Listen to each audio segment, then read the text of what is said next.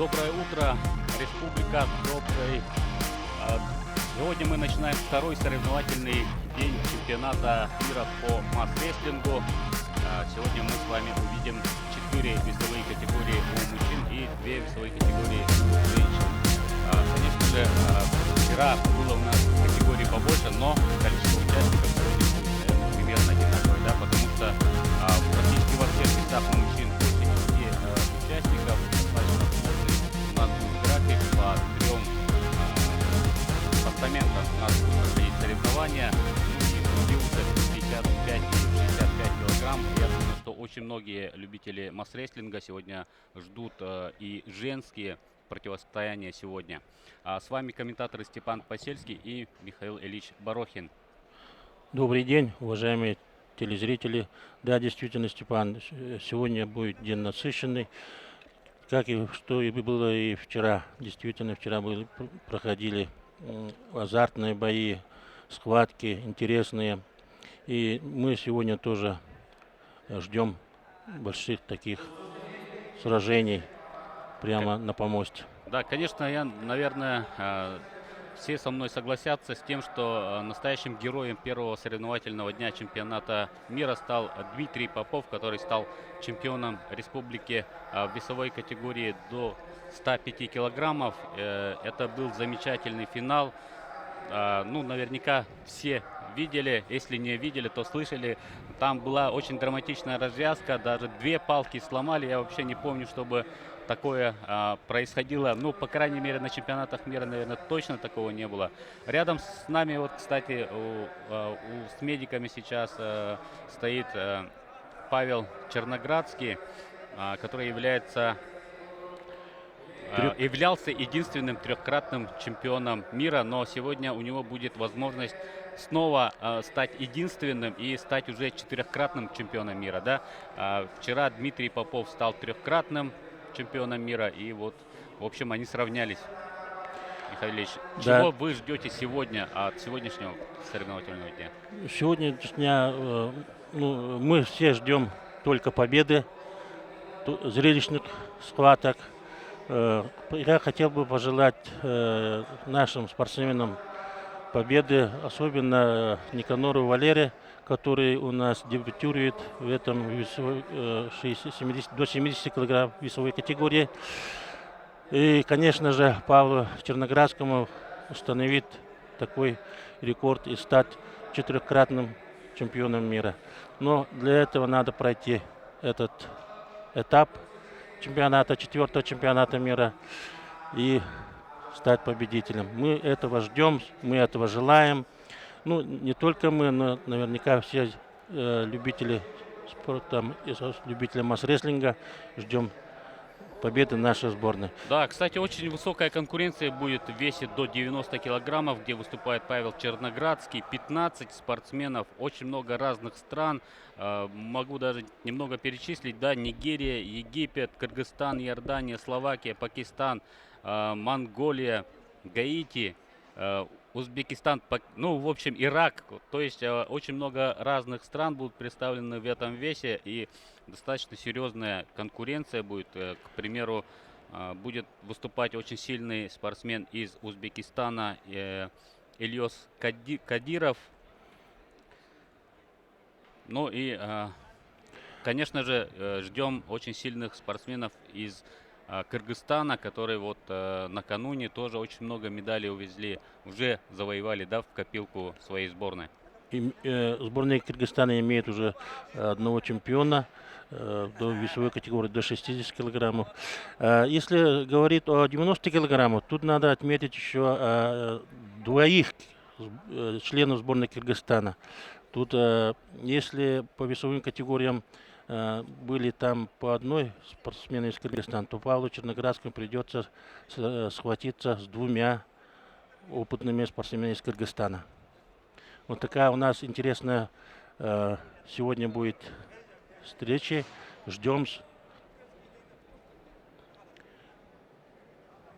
Да, действительно, давайте мы назовем, наверное, всех победителей первого дня соревнований. В весовой категории до 60 килограммов чемпионом стал Азамат Асанов, Кыргызстан. Второе место у Мухаммада Саада из Пакистана. Третье место у Германа Игнатьева, Россия, и Кимпеди Варнелла, Конго.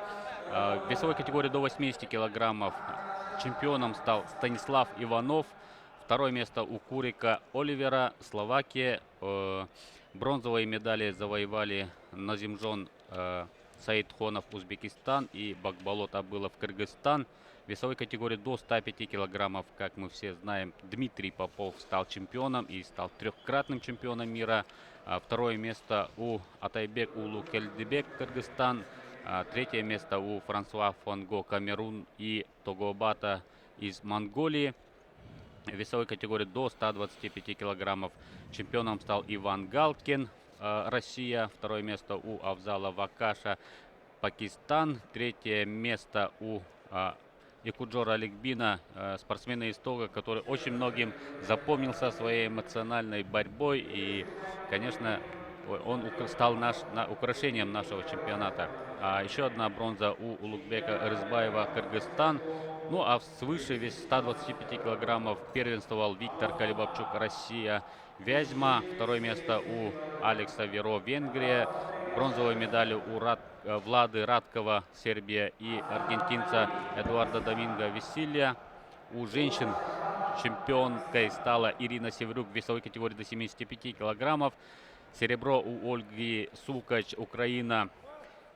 Бронза у Эльданы Балатбековой, Кыргызстан, Гульназы Эрежабовой, Узбекистан. В весовой категории до 85 килограммов чемпионка Абдузаирова Махинур, Россия. Олеся Гуреева, Узбекистан, второе место.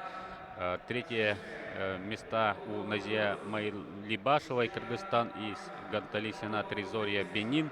Ну и в весе свыше 85 килограммов Татьяна Баешева, Россия, чемпионка. Второе место у Петры Сокс, Венгрия. И бронзовая медаль у спортсменки из Таджикистана Муслимахон Саидовой, и из Монголии Эрденетуя Баянтукс. Ну вот так. Достаточно широкая также география, да, у нас призеров. Ждем таких же красивых поединков во второй день соревнований. Ну и завтра тоже вишенка на торте наших соревнований. Это абсолютное первенство в абсолютной весовой категории. Будет проходить этот турнир на местности Юсатын во время праздника Исех Туймады. Начнется в 15:00, да? Да, здесь в Триумфе. Предварительные схватки пройдут сегодня. Да. А финальную часть мы будем смотреть в местности Юсатын во время празднования республиканского Исеха Туймада. Да, конечно же, все наши крупные мероприятия в этом году посвящены столетию автономии Республики Саха-Якутия. Это тоже очень важно, наверное, надо отметить, конечно. Ну и опять же повторим и скажем, что одним из главных мероприятий стал конгресс Международной Федерации Масс-рестлинга, где было принято решение о том, что в Якутске будет создан Центр развития масс-рестлинга, Международный центр развития масс-рестлинга. И у нас первые участники уже на помосте. Давайте уже к соревнованиям.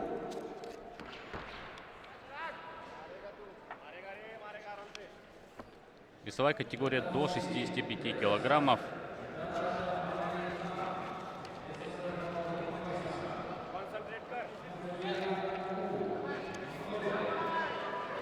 Да, представители Индии и Пакистана Мохаммед Абдуль-Хаким и Али Шираз. Пакистанец вырвал первую палку и со счетом 0-1 ведет в первом круге. Ну, тут таких, скажем, технических приемов не было, просто ребята показали силовую составляющую масс-рестлинга, просто потянули друг на друга палкой, но удача оказалась на стороне спортсмена из синего угла.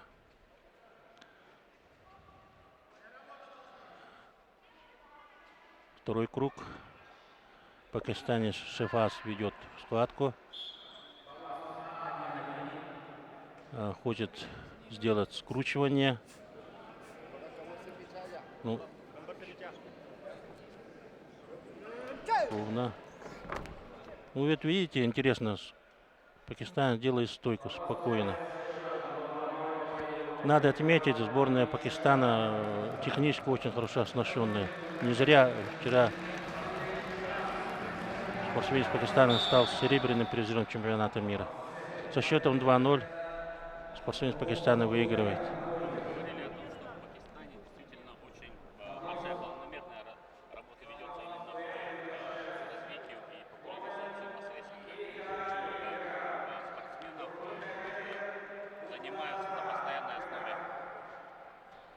Да, и скажем, что в Пакистане действительно очень планомерная работа ведется по популяризации масс-рестлинга, и очень много сейчас спортсменов систематически занимаются масс-рестлингом, да, и техника, конечно, у них уже гораздо выше, да, на гораздо более высоком уровне сейчас стоит. Вторая пара в этом весе Момент Кейха Амир Иран и Курди Хайдер Мукдак Фарах. Иран, Ирак. Соседи по географической карте. Мы посмотрим. Из далекой страны приехали на нашу республику, на наш чемпионат мира. Очень радует нас.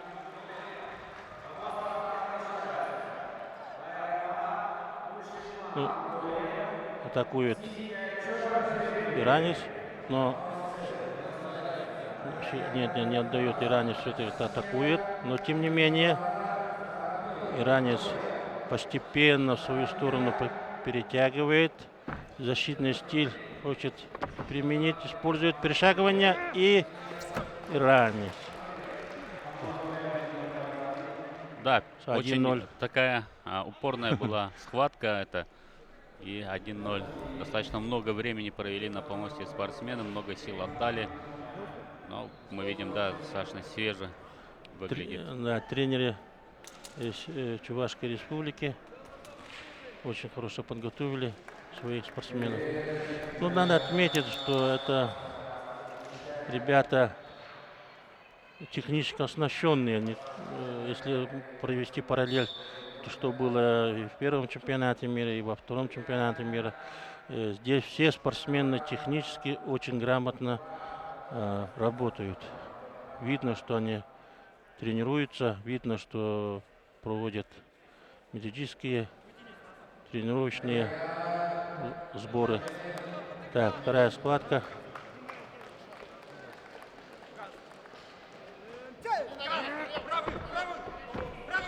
Но спортсмен Да, Ирака сейчас поспешил, да, мне Да, кажется, да, слишком да.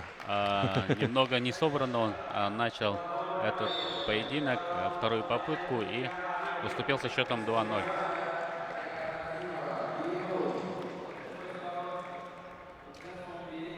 Но надо сказать, что напомнить, что у нас по системе, когда проигравший переводится в группу Б, и там уже проходят схватки за третье место, ну а победители уже идут далее за путевку в финал, да? За первое и второе Да, место. первое, второе место. За третье место дается в этом чемпионате мира 2 места. Значит, у нас будет 2 Бронзового финалиста, да, бронзовых призеров. призеров. Так такого финала, бронзового финала нету. Свои 3-4 места он уже получает медали. Да, сейчас представители Египта и Кыргызстана выйдут на помост. Как мы уже неоднократно говорили, сильная команда Кыргызстана. Ну и Бекмурза Тактошев будет представлять сборную своей страны. Он является призером этапов Кубка мира, чемпион Азии. Ну, в общем, достаточно тоже опытный спортсмен. Кстати, мы не упомянули, что Али Шираз, который из Пакистана, да, мы видели первый поединок, тоже является и призером Кубка мира. То есть это все достаточно уже опытные спортсмены. Ну и что и доказал, да, он выиграл со счетом 2:0. Ну и сейчас мы ждем также красивой схватки от Бекмурзы Тактошева, ну и его соперника из Египта, да, Тарека Ахмеда Элашери. Спортсмен с красного угла уже вышел, ждет своего соперника. Здесь дается 1 минута. В течение 1 минуты спортсмен должен выйти. Ну, он здесь. И главный тренер сборной Кыргызстана. Марат Манатович Ратамов, главный тренер сборной Кыргызстана. Ну, бессменный, да, с 2014 года ведет тренерскую работу, сборную команды Кыргызстана. Наши соперники. Ну и настрой сегодня должен быть у них очень серьезный, потому что Да. накануне смогли они выиграть золотую медаль. Весовой категории до 60 килограммов. Многоопытный Асамов впервые стал чемпионом мира. Азамат Асанов, да, вписал свое имя в историю, да, В историю проведения да, в чемпионата историю масс-рестлинга. мира и в истории масс-рестлинга. Ну, со счетом 1-0. 2-0 сейчас, да, будет? 1 это повтор. Ага. Да. Выигрывает Асамов. Ну, вот, видно сила, класс, опыт намного выше. Но тем не менее, спортсмену Египта не стоит отчаиваться. Надо бороться. Но он продолжит в Да. группе Б, будет бороться за бронзовые медали чемпионата. Там, кстати, тоже очень интересные поединки проходили, да, и накануне тоже. Так что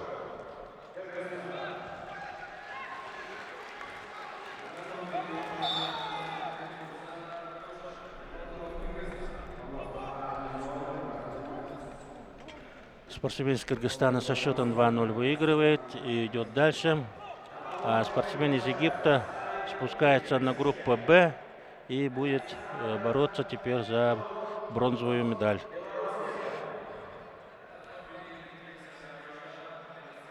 Ну, видите, да, контролирует просто на классе. но я думаю, спортсмен из что Кыргызстана. это будет основной соперник нашего Дмитрия Савина, да, который сейчас, кстати, выйдет на помост.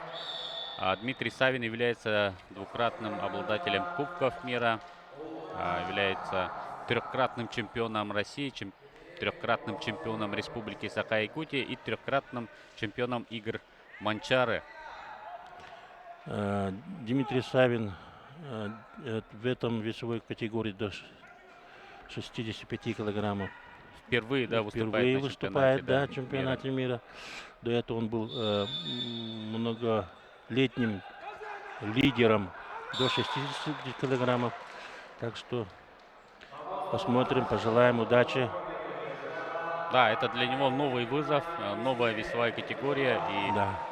конечно, нам тоже будет волнительно наблюдать за Дмитрием Савиным на этом чемпионате мира. Самое главное, чтобы до финала он дошел. Ну, а там уже будет главная там битва за золотую медаль. Дмитрий Савин представляет сборную Россию, сборную Республики Саха-Якутия, родом из Тампонского улуса, Кирискалджай, выпускник Института физической культуры, воспитанник кафедры масс-рестлинга и национальных видов спорта. Северо-Восточного федерального университета, да? Северо-Восточного федерального университета.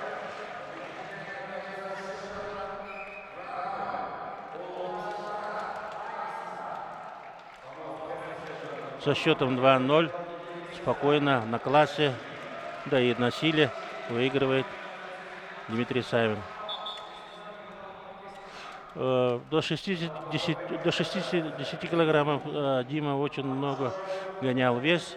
И вот 65 килограммов наконец-то он, я думаю, он будет намного комфортнее чувствовать себя в этом весовом категории. Но это чемпионат мира, тут расслабляться не надо. Каждый соперник – это уже вызов.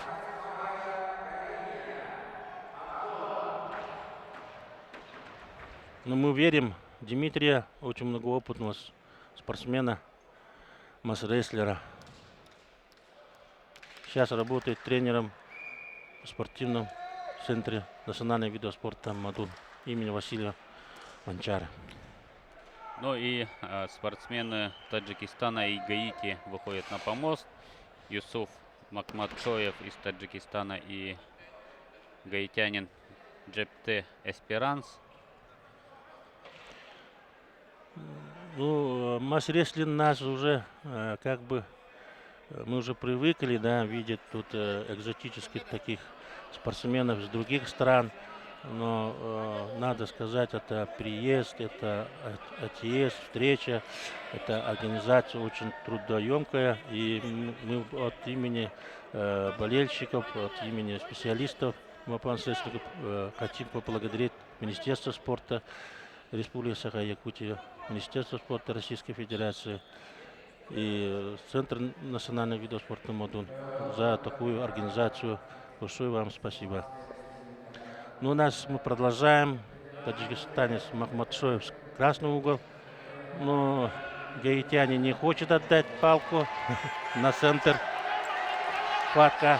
Вот это да, очень серьезная сейчас борьба завязалась Да, на помосте. Атакует Таджикистан, но гаитяне, посмотрите, гаитяне, как хорошо он защитился-то. Он прямо лег. В правую сторону, в левую сторону, встретил атаку таджикистанца. И в итоге вырвал.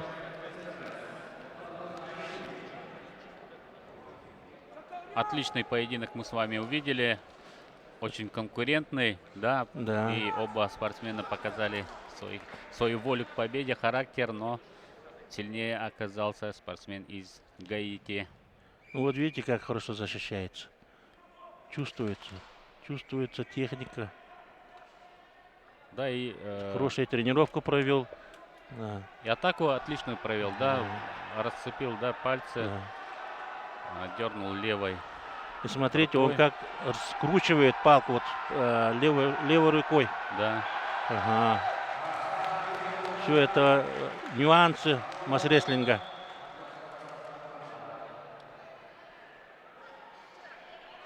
Ага, не опуская. И снова Я пытается, да, но уже сейчас в правую сторону. да, даже атакую, даже атака. Вот, видите? Вот это да. Серьезная, кстати, заявочка на высокие места. Я думаю, что он будет претендентом как минимум на бронзу. Неплохую подготовку, да, показал. Да. И технически хорошо оснащен, ну и физически тоже. Физически смотрите, Мы да. смотрим, как хорошо сложен. 65 килограммов, но мышечная масса, как видите, очень развита хорошо. Первый круг в этой весовой категории сейчас завершается. Первые у нас победители известны. В следующем круге Али Шираз из Пакистана встретится с иранцем Маменом Кейха Амиром. Бекмурзак Тактошев встретится с Дмитрием Савиным, да, я так понимаю. Да, Дмитрий Савин встретится. Так что очень интересно будет уже в следующем круге. Здесь будут определяться наши лидеры. А мы видим здесь Наталья Черноградская, да, если не ошибаюсь, там счет уже 1-1, да? 1-1, да, сборная из Кыргызстана. Ничего себе, здесь серьезнейшая заруба у Натальи Черноградской, И нашей... Дибара Иманканова. Наверное, одной из самых известных также масс-рестлеров среди женщин, да, в мире. Она является пятикратной чемпионкой республики, чемпионка, серебряный призер чемпионата России, трехкратная чемпионка России, чемпионка Европы дважды, обладательница Кубков мира, дважды она выигрывала Кубок мира, и у нее золото чемпионата мира, последнего чемпионата мира 2018 года. Она действующая чемпионка мира, и она защищает сейчас свой Титул. Да, свой титул. И давайте посмотрим, кто ей противостоит. Она встречается со спортсменкой из Кыргызстана Дильбара Иманканова. И счет, я так понимаю, 1-1, да? Счет 1-1. Счет 1-1. Дибара Иманкарова, сборная Кыргызстана. И такое вот начало. Это только первый круг этой весовой категории. Это вот такое начало. Да, и мы видели, да, там, Чувствуется напряжение. я даже не знаю, кто сейчас выбирает, да, захват, внутренний, внешний, посмотрим. Да. Ну, захват нас. Бросили кубик, я вот не увидел там цвет, просто не успел. Черноградская. Да, Наталья внутренний, да, Да, хват внутренний берет? захват. Ага. Кубик в сторону Черноградского. Ну и показывают внутренний захват. Сейчас посмотрим. Ну, помолчим. Посмотрим. Да, очень большое напряжение сейчас в зале. Очень внимательно следим за этим поединком. Так, ну, тут немножко нам помешает. На вот так, нормально. Очень хорошо. Так.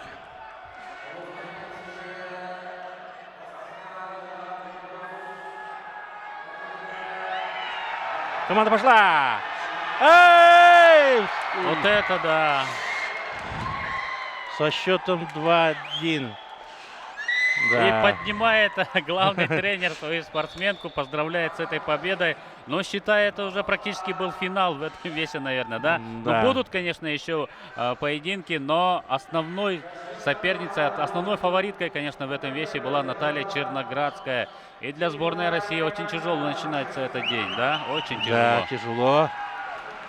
Иманканова Дибара становится победителем первого круга и выигрывает у основной соперницы нашей Наталья Черноградской, да. Обидно, но радость Маратовича Ратама видим. Ну, мы продолжаем. Нас здесь счет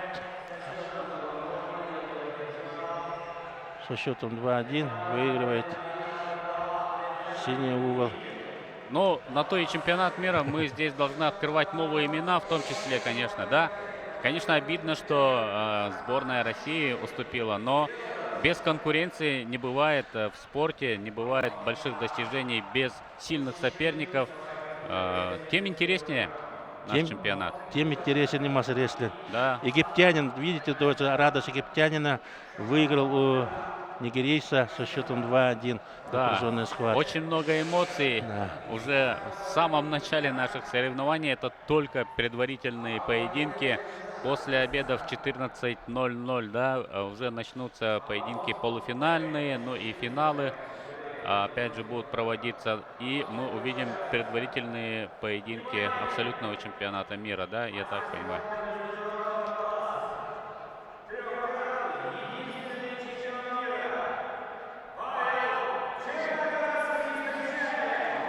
Павел Черноградский выходит также на помост. Весовая категория до 105 килограммов.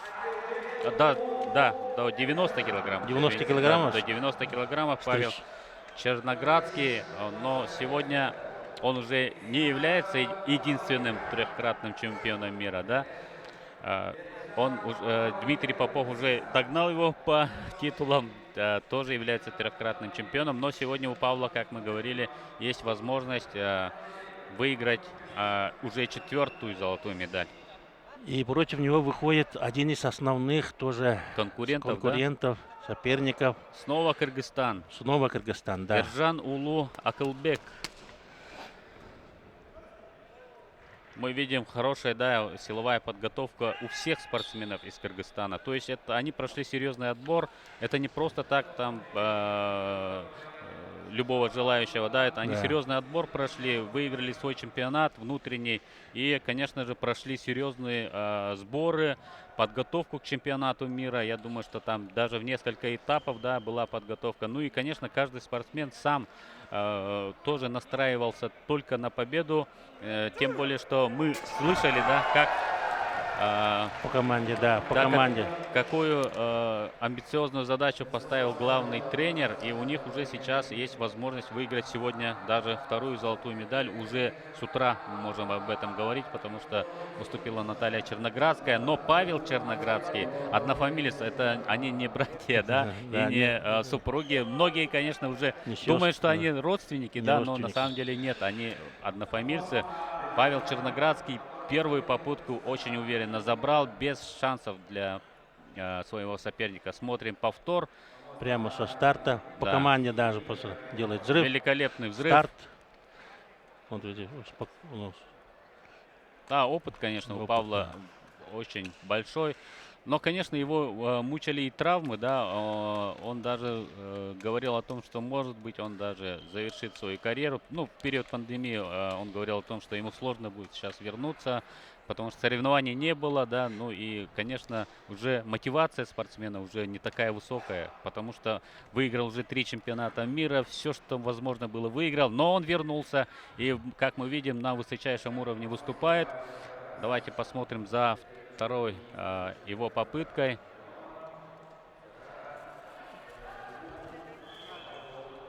Сейчас посмотрим захват с внешней стороны у Павла. Вот это да. Да, Ну, конечно. уже Кыргызстан уже дергает. Да, конечно, ему сейчас надо опять же рисковать, надо. Со свободного не хочет. Со свободного старта Павел показал хороший взрыв, хороший старт, но уже сейчас уже идет Кыргызстан. Борьба за инициативу сейчас идет, да. Да, за стартовую инициативу, да. Вы правы, Степан, за стартовую инициативу.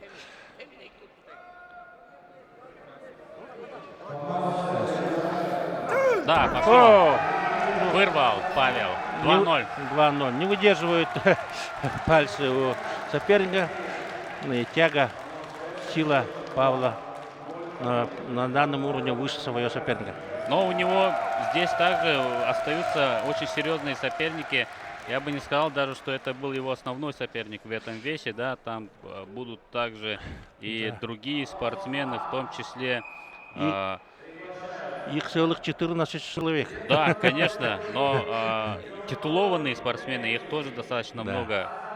Еще один спортсмен будет из Кыргызстана, в том числе, да, Русланбек Улу Ченыбек. Их двое здесь в этом весе из Кыргызстана. Так что посмотрим. Пакистанец, Да, словак, да. Атилла Китанович. Ну, смотрите, какой взгляд у Павла. Ну,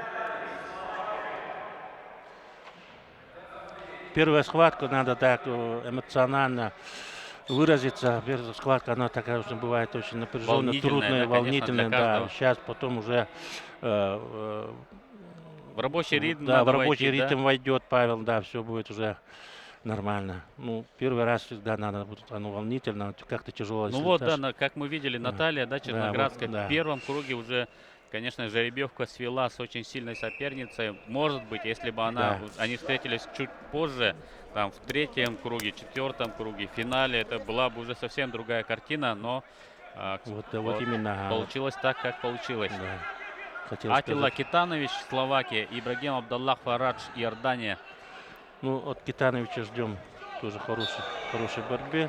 Весовая категория до 90, да. Многоопытный. Спортсмены Словакии в последнее время показывают очень хорошие результаты. Ну, посмотрим, что и Фарадж, иорданец. Ну, да. Китанович есть Китанович. Китанович является обладателем медалей этапов Кубка мира, да. Но мы видим тоже известный масс-рестлер Оливер Курек, серебряный призер уже нашего чемпионата мира, помогает, секундирует своему земляку, старшему брату Китановичу. 1-0 ведет в этом поединке.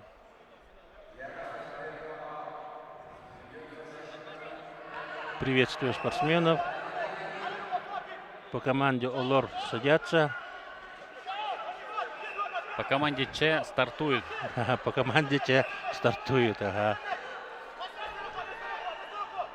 Ну, Молодец. сразу со свистком, да, вырывает палку Китанович, выходит в следующий круг. Ну, а его соперник отправляется в группу Б. Колоритный персонаж тоже. Со многими Да. татуированы нарисовками, скажем, зарисовками.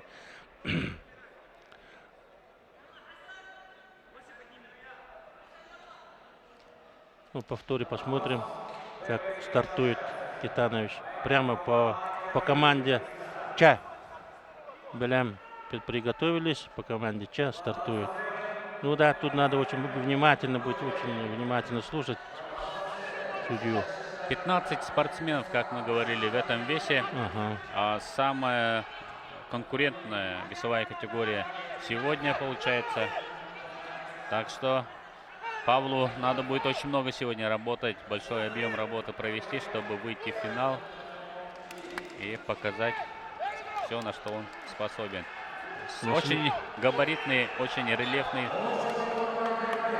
спортсмен из Монголии. Смотрите, атлетически сложенный. Да. Бемба Сурен, Хвак Сурен. И его соперник из Пакистана, да? Мухаммад Ибрагим Баик. Да, Мухаммад Ибрагим Баик. Интересная схватка будет. Хагвас Сурен и Баик. Конечно. Чувствуется сила у монгола, да, мышечная такая рельеф. Но пакистанец, как истинный масс-рестлер, выглядит как масс-рестлер, сухожилий, жилистый, нет лишнего веса. И видите, сразу 1-0. Но мне, честно говоря, не понравилось, как начал этот поединок его соперник, да, монгол. Да. Ему надо было, конечно, стартовать сразу, Да. пытаться взрывной силой своей выиграть. Вот, да, А именно то, что он имеет, теми он Да. обладает. Конечно, он своими сильными сторонами Ага, должен пользоваться, да. а не вот ждать Да. своего соперника. А он ждет, да. Да. Сразу со старта ушел в защиту. Сидит, ждет. Не Надо надо ему ждать. атаковать, конечно, Да. сейчас. Пробовать хотя Да, бы. конечно. Но Вот. пакистанец, конечно, гораздо предпочтительнее. Вот. Вот, Хотя бы всё. вот так вот. Да. Надо навязывать, Мгм. но пальцы не выдержали здесь. Но здесь очень важна сила кистей, сила пальцев. Да, Да, конечно. обязательно, обязательно. Тут И как мы видим, пакистанец явно гораздо опытнее. И занимается он дольше масс-рестлингом. да. И ростом выше, смотрите, Да. почти на голову выше. Ну вот, ведь сейчас вот такие анатомические данные, вот такие высокорослые, большими пальцами, длинными пальцами, они более, как показывает практика, более предпочтительны к масс-рестлингу. Но если ты, как вот монголец, обладаешь такими могучими силами, то надо уже работать по-другому, взрывным стилем, атакующим стилем. Ну, как примерно со второй схватки, вот сейчас сделала перешагивание, движение в сторону, но все это контролировал пакистанец. Корпусом встречал. Вот такой жест. Ну, пакистанцы молодцы, действительно, пакистанцы. Ануфриев выигрывает очередную первую схватку. Это весовая категория До 75 килограммов. до 75 килограммов. Семен Ануфриев. Тоже 25-летний спортсмен, ученик заслуженного тренера Республики Саха-Якутия Ивана Степановича Готовцева. Это его первый опыт участия в международном соревновании среди взрослых. Является чемпионом республики и чемпионом России этого года в весовой категории до 70 килограммов. Но он сейчас будет защищать честь России в весовой категории до 75 килограммов. Для него тоже достаточно серьезный вызов. Думаю, что будет у него конкуренция тоже на достаточно высоком уровне. Хотя первый круг, конечно, он прошел очень уверенно, как мы видели. достаточно уверенно, да, выиграл Семен Ануфриев из Алданского улуса. Сейчас тренируется под руководством Атастыра Вайсена.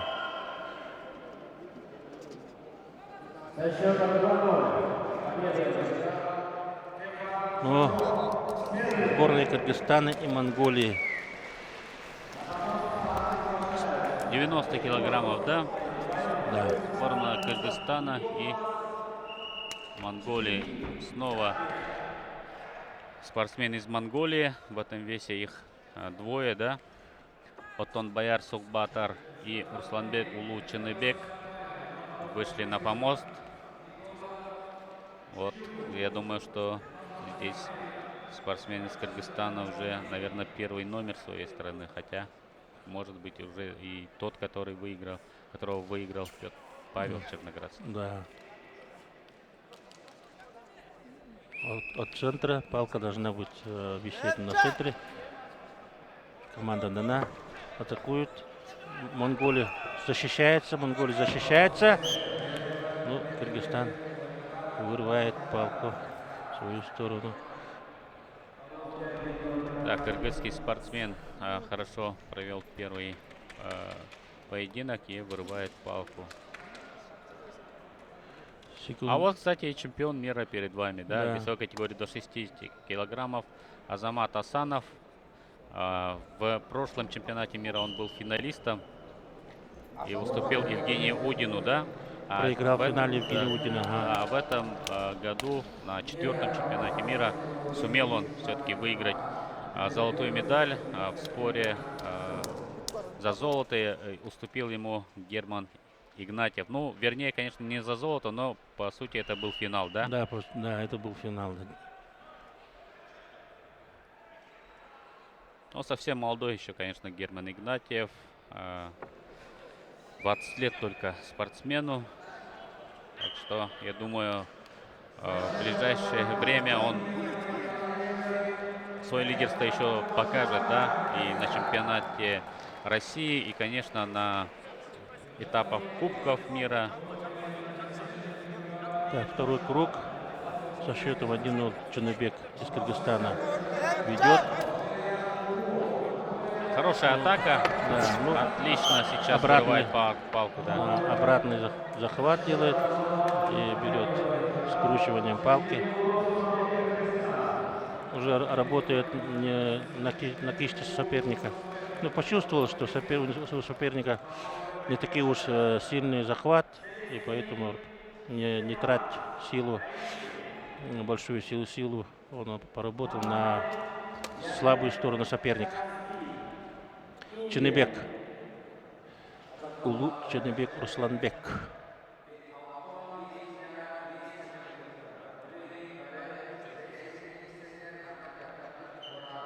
Вот видите, как потом делает тягу.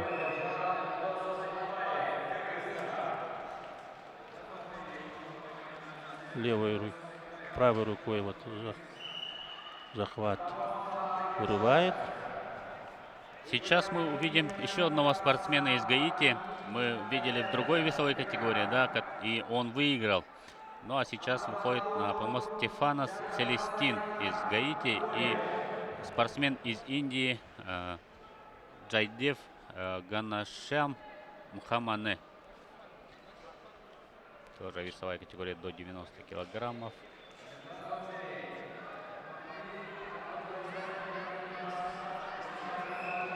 Стефанос Целестин. Индийский спортсмен. Если посмотреть, более возрастной. Гаитянин молодой. Атакует прямым тягой. Да, это может быть уже вторая победа гаитянина на этом чемпионате. И в предварительных, да, поединках. О, да, как хорошо, да, объясняет да, это тренер. Это из Чувашии, да? Это тренер из Чувашии, ага. И очень серьезно там тоже занимается и масс-рестлингом. Как хорошо он рассказывает, как даже показывает всем, да, своим видом, как надо атаковать, какие-то ошибки. Да, как работает на пальцы, как надо делать тягу, и как придвигаться, как корпусом работать. Да, он сейчас как тренер Международной Федерации масс-рестлинга выступает и помогает всем спортсменам, у которых нет своих наставников. Не у всех же, да, есть личные тренера, так что вот такая помощь, она необходима просто. Тренера из Чувашской республики очень грамотно работают. Атакует гаитянин. Индиец держит, ребят, индиец держит. Но гаитянин чуть было не оторвал ногу, но тем не менее все-таки возвращается. Ну, Да, вот свыше 90 градусов крутил Да. палку, да, показывает арбитр.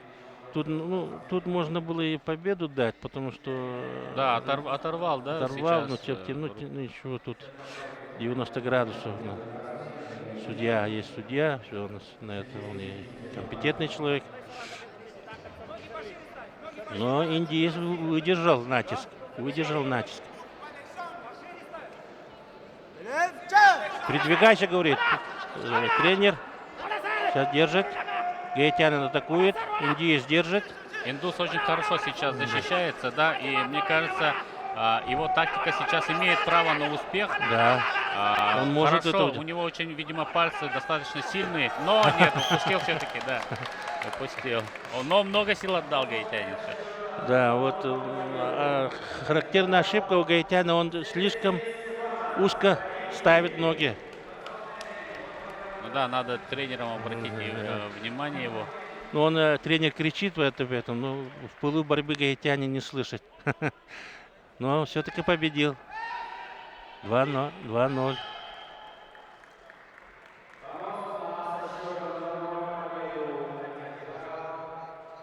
Молодой, высокий.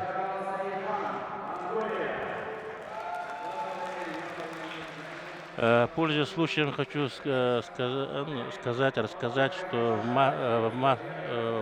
после чемпионата России, который проходил в городе Казани, наши преподаватели Захарова Яна Юрьевна, Бубякина Евгения Валентиновна, Кудрин Егор Петрович провели мастер-класс, двухнедельный мастер-класс по масс-рестлингу в Республике Чувашии. Вот среди вот этих ребят, иностранцев, которые учатся в этих учебных заведениях Республики Чувашии. И результат, на мой взгляд, очевиден. Мы видим и чувствуется рука вот этих мастеров, и которые тренер Чувашии в дальнейшем оттачивает. Пакистанец выходит. Пакистанец и спортсмен из Узбекистана Ильёс Кадуров. Спортсменов из Узбекистана их мало, но они очень опытные, много лет занимаются масс-рестлингом. И одна из них, надо отметить, Олеся Гуреева, уже она серебряная чемпионка нашего чемпионата мира. Закручивать будет. Твоя работа.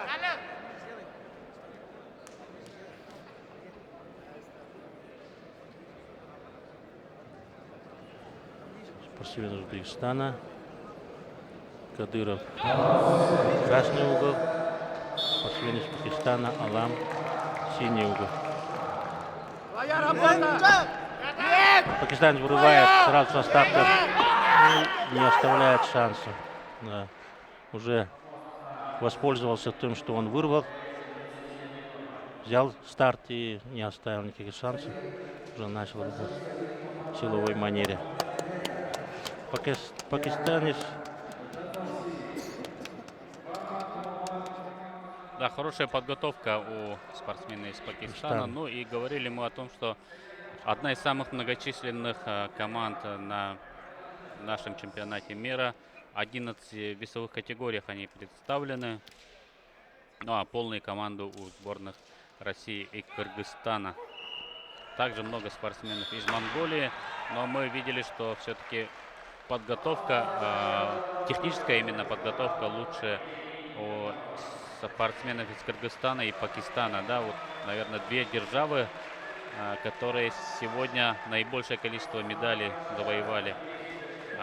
После сборной России, само собой, да. И будут разыгрываться, да. Да, действительно, вы правы. Это сборная Пакистана, Кыргызстана. Ну и Узбекистан сейчас будет. Да, кстати, тоже достаточно много медалей, я думаю, у них будет. Узбек держит, атаку выдерживает, но Ой, ну, видите, как его, как технически грамотно. Он выполняя тягу, он под неудобным углом поставил, под 90 градусов позволительным углом поставил палку, и соперник уже не смог, не выдержали пальцы. А по правилам за 90 не надо, а 90 градусов разрешимо. Уже на грани гола, но это дает победу. Сейчас посмотрим. Вот выполняет тягу. Все время атакует. Узбек защищается. Хочет встать, но... И вот, смотрите, вот 90 градусов. И резко еще раз под 90 градусов ставит и тянет.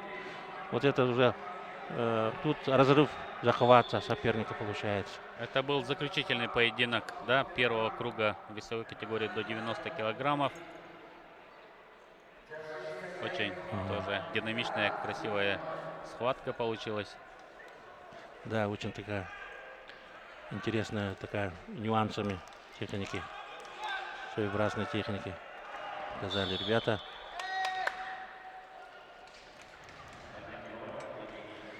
Первый круг на этом у нас завершается. 90 килограммов.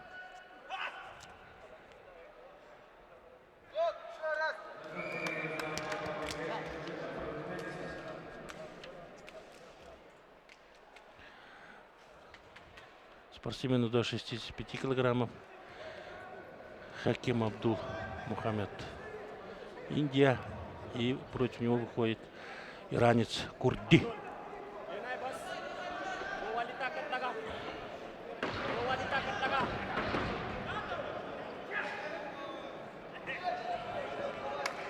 Индиец с длинными такими руками, длинными ногами. Атакует, иранец держит, защищается, умело защищается, надо отметить. Очень умело защищается. Индиец уже, мне кажется, делает тягу, но я думаю, что он устанет. Нет, не устал. Все равно продолжил выполнять силовую тягу, что и переносит удачу.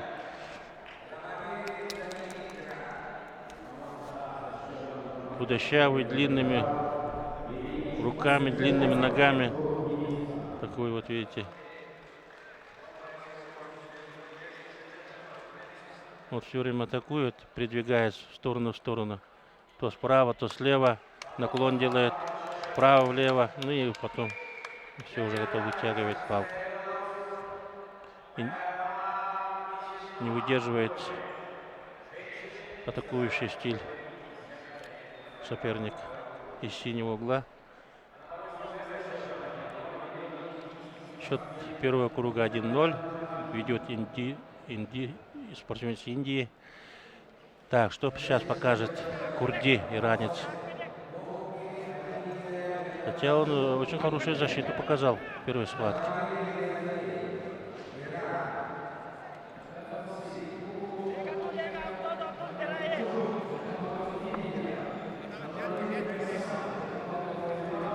Это группа Б весовой категории до 65 килограммов.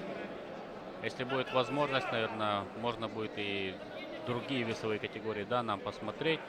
То есть это спортсмены, которые ведут борьбу за бронзовые медали. У нас по 3 постаментам идут поединки. Посмотрим по ходу соревнований. Судья дает замечание спортсменам, чтобы они выставили ноги правильно и палку держалась ровно на высоте. Ну, индиец атакует, иранец тоже самое защищается. Ну и делая передвижение,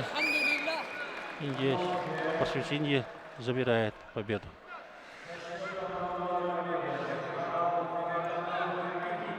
Судья дает такое устное предупреждение индийцу за то, что он бросил палку. Индиец побежал, взял и обратно дал судье. Так не разрешается. Палку не стоит не бросать. Но он исправил свою ошибку.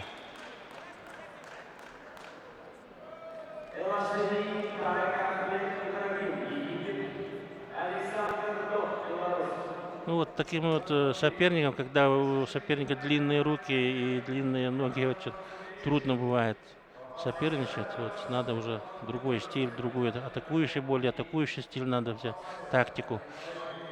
Вот если защищаться, вот, ну, тут бывает очень сложно. Надо обладать очень такими качествами выносливости, большими качествами выносливости надо обладать.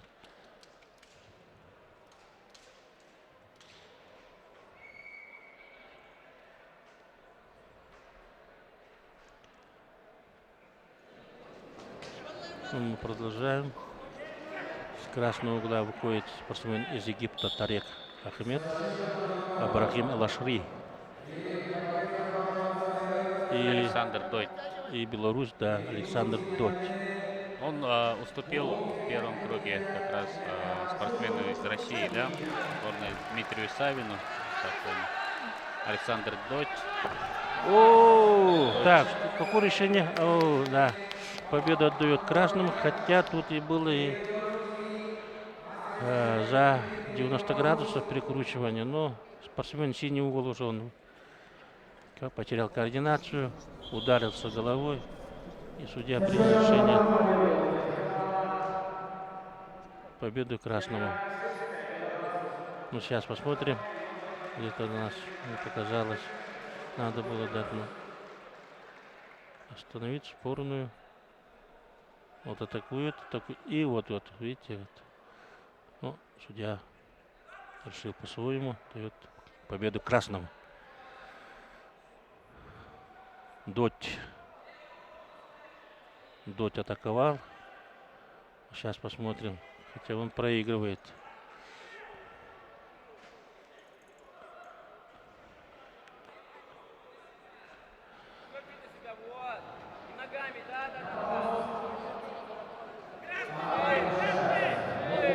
Идем. Хочет судья, чтобы ровно была палка по центру. Белашки атакует. Ну, И снова, судья, да, уже тут на соперник коснулся коленями. И это уже присуждается победа красным. Со счетом 2-0 выигрывает спортсмен с красного угла.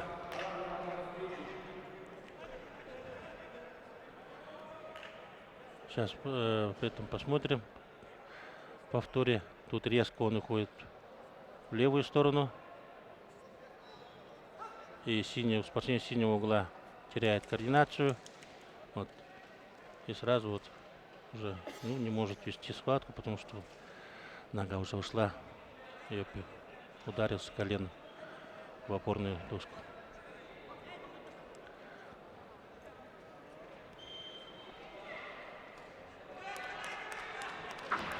Очень такой технически хороший прием показал спортсмен из Египта. Резко так со старта. Обычно наши спортсмены уходят со старта в правую и левую сторону по команде судьи.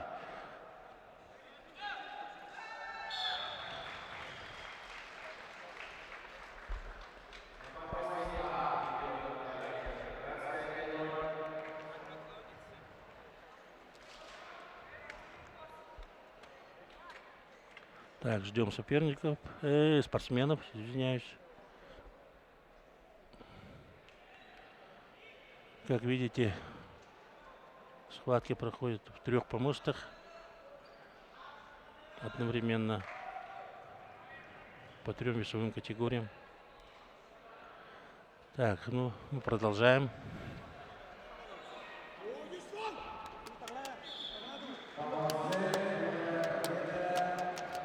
Да, очень красочно, красиво оформлена наша арена. Я думаю, что все зрители это оценили, болельщики. На очень высоком организационном уровне проходят наши соревнования. Да, и судейский корпус тоже отрабатывает на очень высоком уровне. Все очень оперативно решается. Смотрят повторы при протестах, да. Али Шираз, это уже группа А, да, Пакистан и Мифтар Бадр. Это группа в этой весовой категории до 65 килограммов. Вот Али Шираз из Пакистана является призером этапов Кубка мира. Тоже спортсмен, который не первый год занимается масс-рестлингом. И даже со стойки взял, да, очень Да, уверенно. Со старта вышел на стойку. Мне даже показалось, что он слишком самоуверен, но он все-таки свои силы оценивает достаточно объективно, видимо, да. Али Шираз действительно является одним из претендентов на медали в этом весе, одним из фаворитов данного веса, и он это доказывает уже во втором своем поединке сегодня. Очень уверенно выиграл и первый поединок, и сейчас уже первая попытка. Красиво вырвал палку вместе со своим соперником, перевел на свою сторону. И вторая попытка. Смотрим за соревнованиями. 65 килограммов. Дмитрий Савин, еще раз напомним, в этом весе новичок. Он выступал больше в весе 60 килограммов. Все его титулы в этом весе. Ну а сейчас он 65 и должен вновь доказывать себе, что является лучшим в мире. Первый, ну что было в первом круге, то и повторяют во втором круге. Ну да, что Шираз. называется, лучший враг хорошего. Ну, Да. что получилось в первом, то и во втором случае тоже получилось Вот, хорошо. если посмотреть, соперник высокорослый, а победитель низкорослый. Вот в этом плане тактически он грамотно построил борьбу, схватку вот данную. Когда рост там ниже, и лучше вот атаковать со старта, вот, смотрите, и заставить соперника уже идти на защиту. Но тут надо признать, силы все-таки не равны были. Да. Да, Али Шираз надо и признать. очень уже титулованный и подготовленный хорошо спортсмен. Ну, надо всем другим нашим участникам подтягиваться в мастерстве, сильнейшим, готовиться больше и интенсивнее. Надо признать, да, действительно, сборная Пакистана это уже серьезно. Серьезная сила, да. Да, серьезная сила, серьезные ребята. Это действительно, как уже мы отметили, это сборная России, Кыргызстан, Пакистан.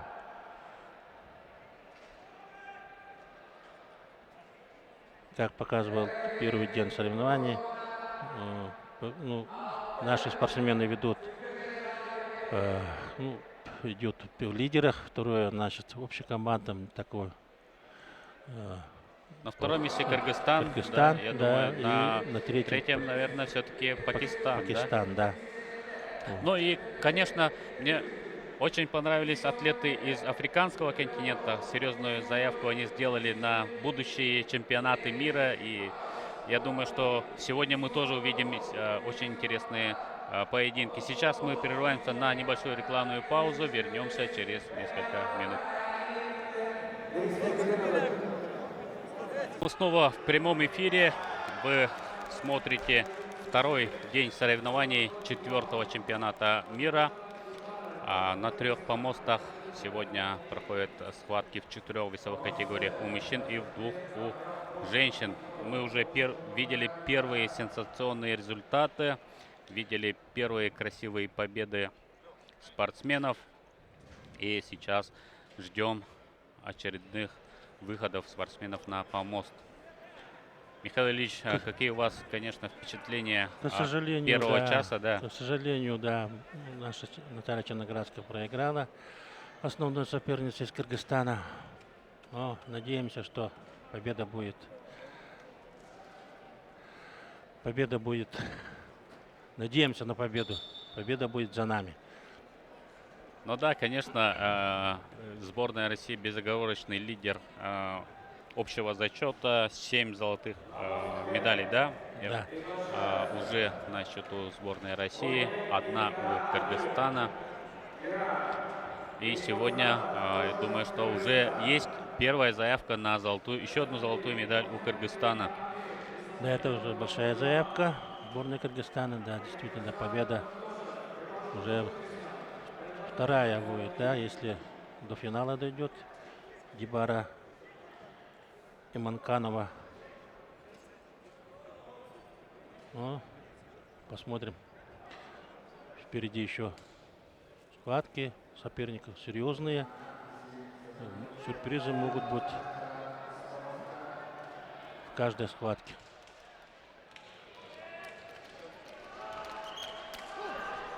Так, ну у нас выходит спортсмены до 65 килограммов. Бекмирза Тактошев, Кыргызстан, и иранец Моменкейха. Да, снова весовая категория до 65 килограммов, да? Тактошев в этом весовой категории в данное время чувствуется лидером. Ну, мы считаем его лидером, да. Ну, посмотрим, что покажет иранец. Да, после этой схватки выйдет на второй свой поединок Дмитрий Савин. Я так понял, да? Да, уже приближается. Развязка приближается. Тактошев уверенно со старта выигрывает. Со старта идет.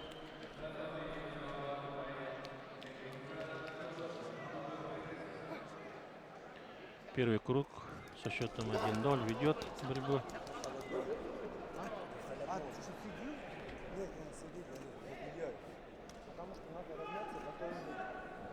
Ну, тут, Снова, да. тут иранец немножко прозевал старт. А мне кажется, даже если он первым стартует, мне кажется, у него все-таки шансов здесь практически нет, да? Да. Все-таки класс уже видно, что разный. На голову выше. Видно, что класс киргизского спортсмена намного выше.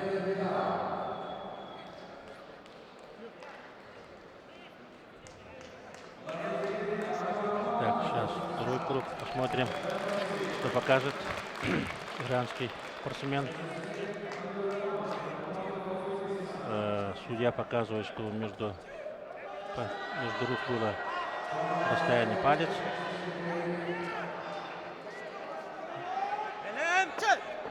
Команда дана. Иранец атакует.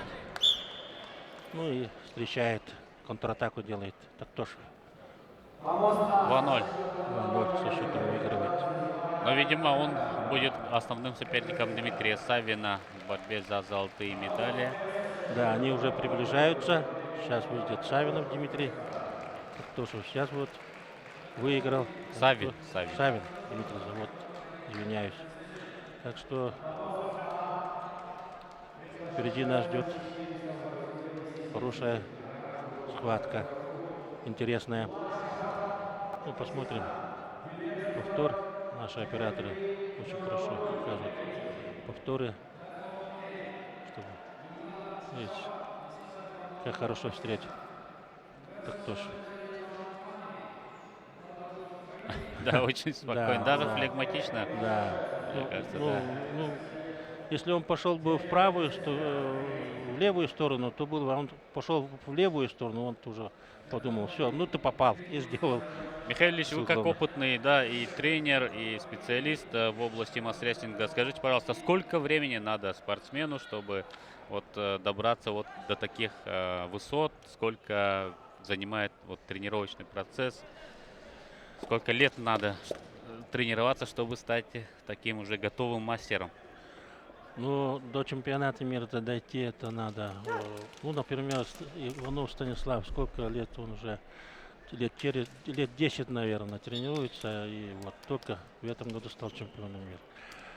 Дмитрий Савин Дмитрий, только сколько лет он тренируется, вот, впервые выходит на такой уровень, на такой. Хотя уровень, он и трехкратный победитель Кубка мира, и обладатель Кубка мира. Ну вот видите, тут разные, скажем, сразу не скажете. Вот зависит от Ну, много от лет соперника. тренировок, да, как минимум. Ну, минимум 5-6 лет надо тренироваться. Именно масс-рестлинг. Именно масс-рестлинг. Сейчас смотрим.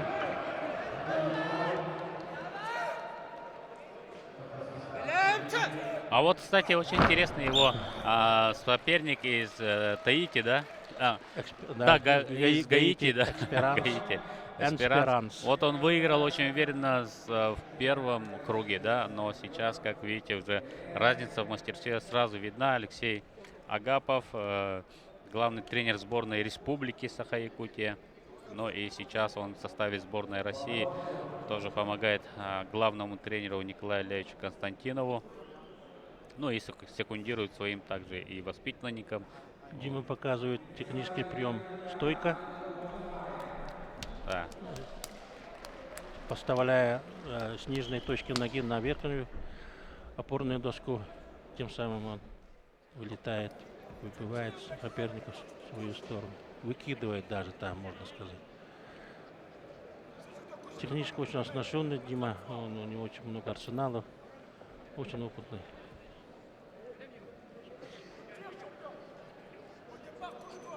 Ну, что касается, да, еще продолжить тренировку, тут надо еще иметь базовую составляющую. Это надо заниматься уже непосредственно такими видами спорта, как легкая атлетика, баскетболом, волейболом, спортивными играми, хоккеем даже, можно и гольфом. Даже обязательно должна быть гимнастическая такие упражнения. Но после этого уже надо перейти к масс-рестлингу. Чтобы вот в раннем возрасте заниматься масс-рестлингом, я бы как специалист не рекомендую. Вот. Ну, со счетом 2-0 выиграть. Ну да, наверное, надо уже какую-то базу иметь, да, для Да, того, чтобы обязательно. заниматься масс-рестлингом. Это уже все-таки силовой вид спорта, и здесь важна подготовка. Обязательно, да. Общая физическая подготовка должна быть очень на высоком уровне. Ну, то, что и показывают вот спортсмены. Все они вот такие Атлетичные, да? да. Если он даже сухой, такой жилистый.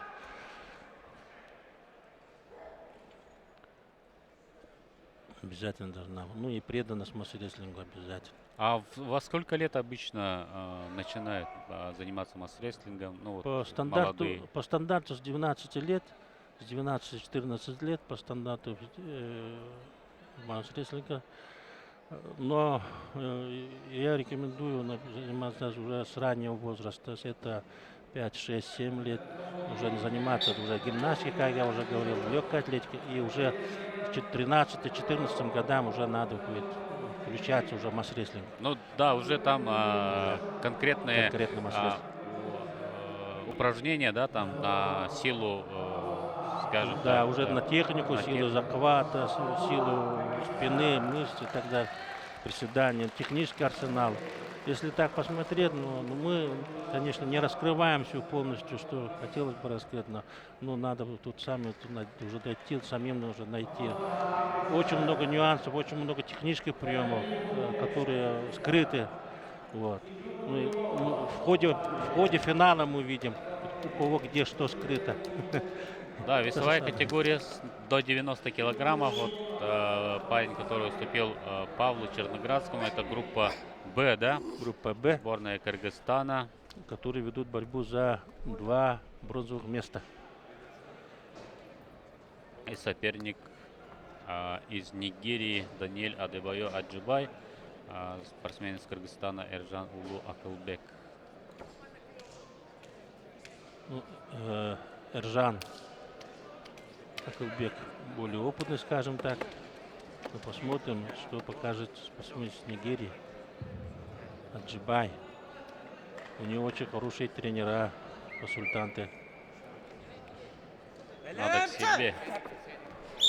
Даже тут пока сопротивления пока нет. Да, практически. силой. Легко вырвал палку кыргызский атлет. Уверен в своих возможностях, силовых качествах.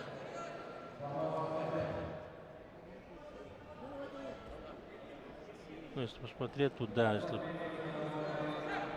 очень внимательно слушает команду судьи, и по команде судьи уже атакует. Со свободного стиля.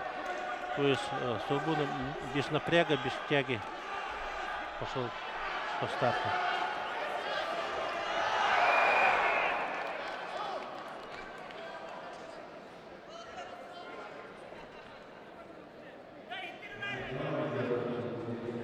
что покажет нигериец.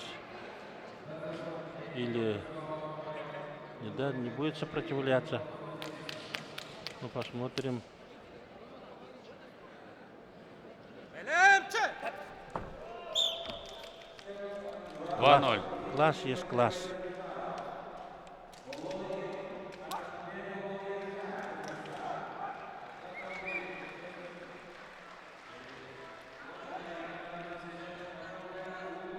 Спортсмен из Кыргызстана выиграл со счетом 2-0 и идет дальше.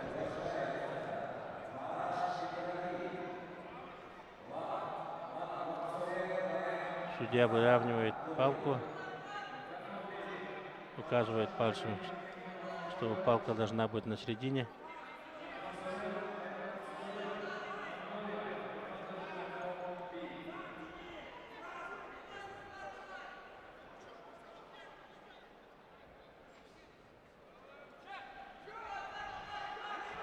На классе выиграл спортсмен из Кыргызстана со счетом 2-0. После схватки обнимаются, поздравляют друг друга. Соперники на помосте, друзья за помостом.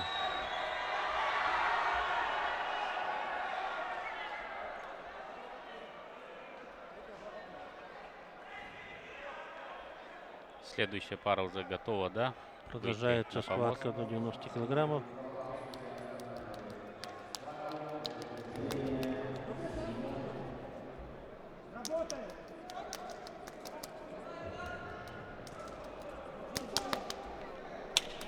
Вот как проходит, да, подготовка спортсменов Да. к выходу на помост. Этим тренер дает возможность мышцам почувствовать, дать тонус, чтобы соперник, спортсмен психологически был готов, настраивает обязательно, дает опомниться иногда, сильные такие удары.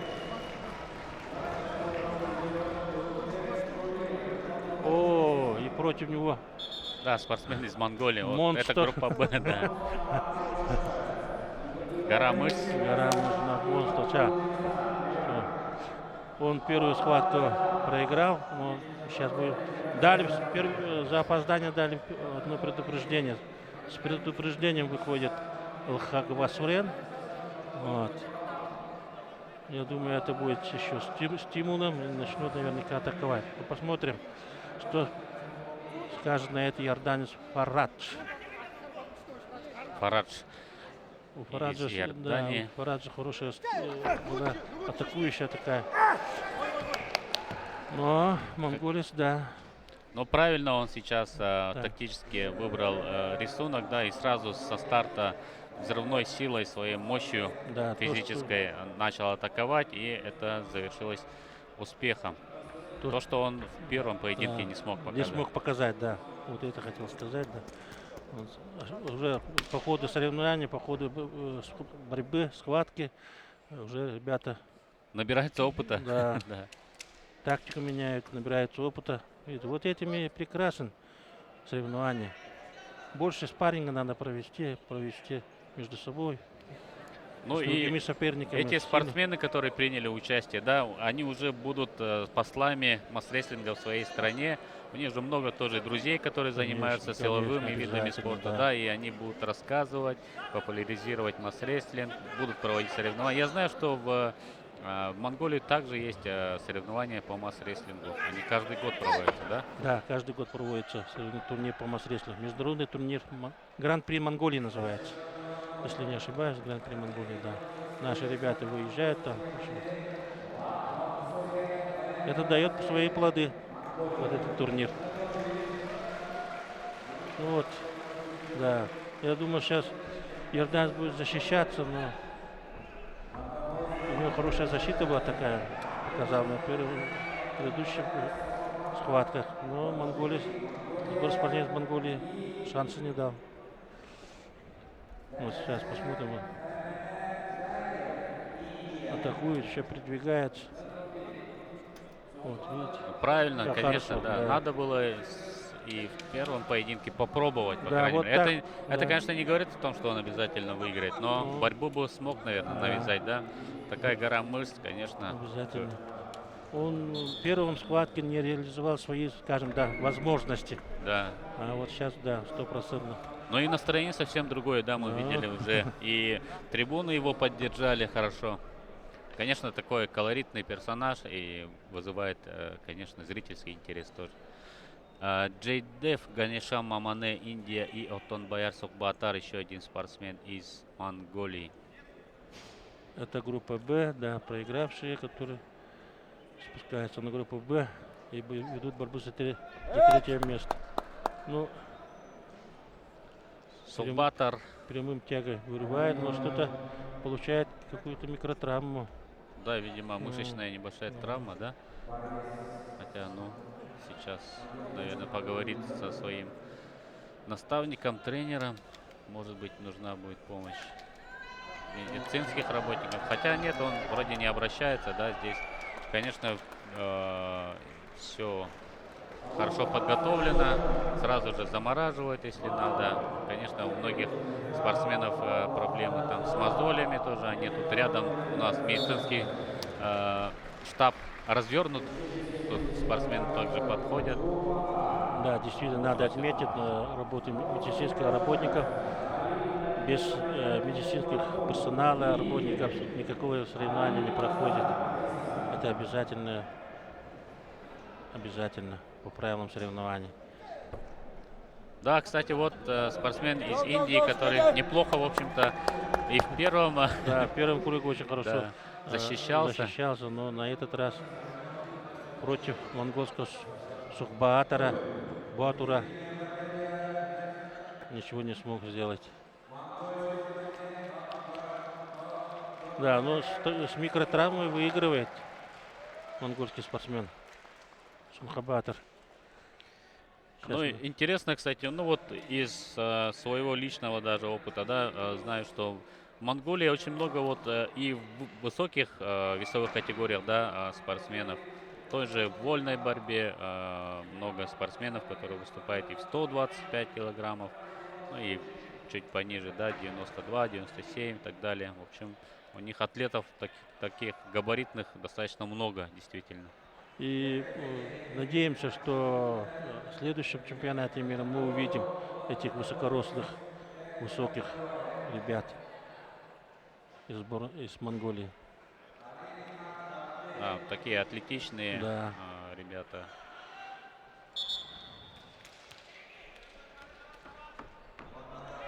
А тут нужна, что называется, только серьезно взяться за продвижение масс-рестлинга. Да? Я думаю, что в скором времени мы увидим и спортсменов из Монголии на высоких пьедесталах. 90 килограммов второй круг. Аль-Тахими, иранец, и египтянин Имат. Второй круг. Иранец, египтянин атакует, иранец держит, защищается уверенно. О, как хорошо скрутил-то. Египтянин скрутил, да. Иранец потерял равновесие.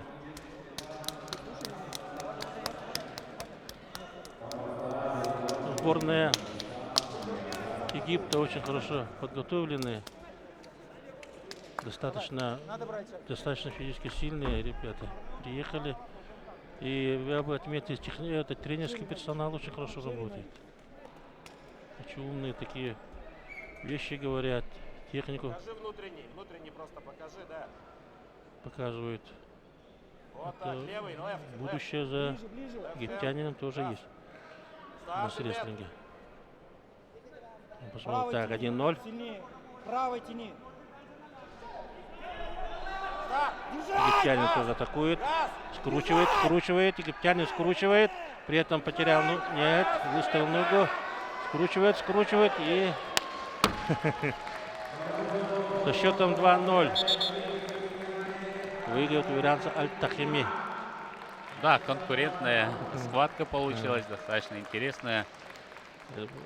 Почти показали очень хороший арсенал. И тот, и другой защитный, атакующий. при движении. Встречные приемы, контрприемы были. Вот смотрите, вот скручивает, защищается, красный защищается. Хочет встретить, но не получается. Вот тут мог бы в сторону идти, но не смог, не успел.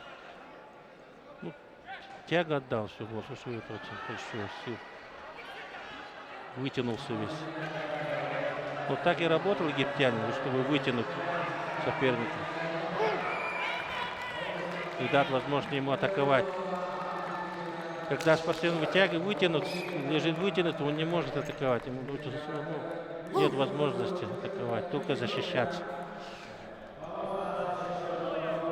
Так, ну наш Атила Китанович и Павел Черноградский. Тоже один из центральных. Ну, вот это вторая такая сильный соперник. Первым был киргизстанец, сейчас Китанович. Легких соперников пока у Павла нету. Да, кстати, в каждом поединке Это второй круг. достаточно конкурентные ребята. Аттила Китанович, такое очень громкое, Да, имя. историческое имя. Так, сейчас Павел держит на свою сторону и сразу дает. Ну, сила чувствуется Павла.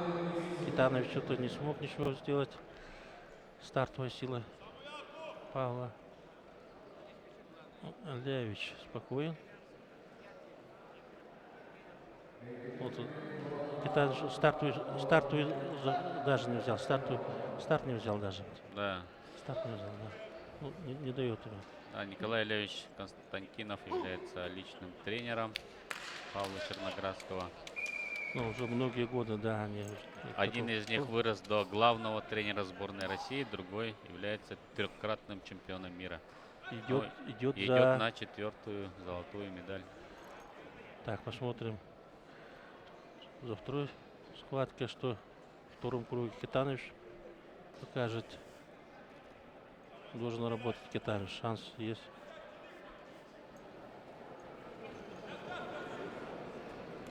Ну, видно, да, видно уже. При тяге напрягается Китанович, не может вырвать. Не может, да. Тяговая мощь у Павла намного выше.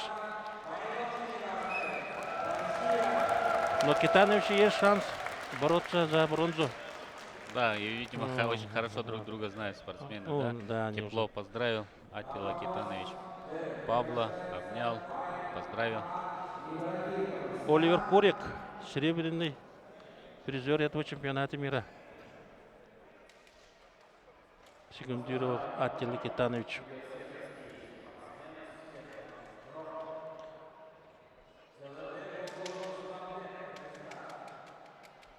Ну, Павел не жалеет себя, прямо врывается, выскакивает, прям падает.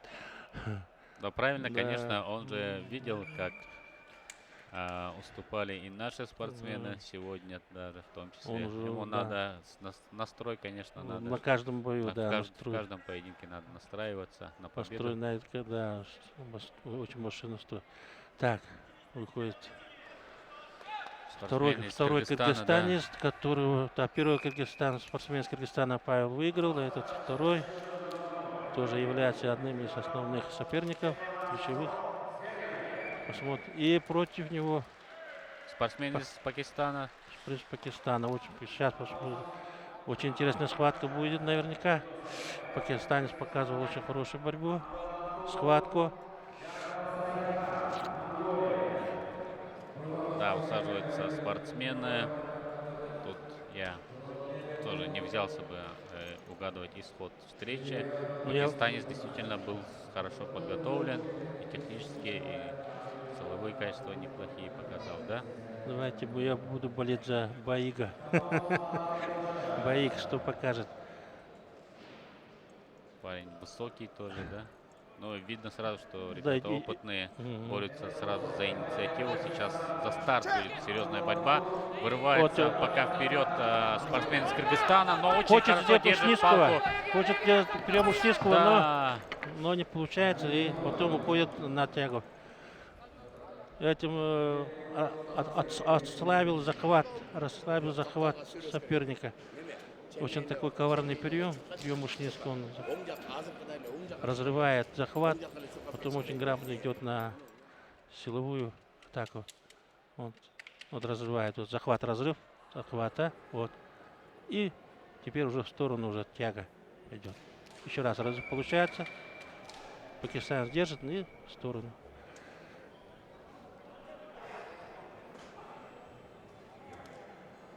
Да, не смог вот это.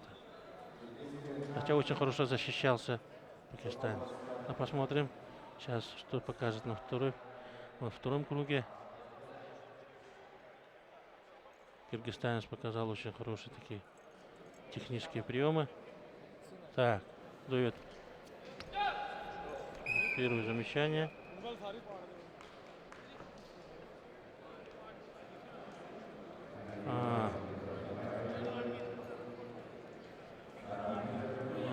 Так, кровь. Разрыв мозоли. Отправляет врачам. Врач сейчас даст разрешение. Посмотрит, или даст разрешение или нет. Если не разрешение, то он будет выходить на поединок с накладником. Накладки на ладони будет. Тут спортсмен из Пакистана ждет решения. Кыргызстанцы возвращаются.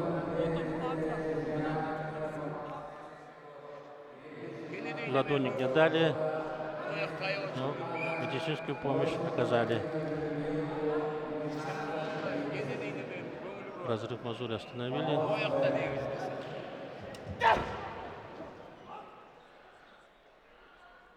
Обычно во время выполнения ушницкого приема, да, бывает такой вот разрыв мозоли.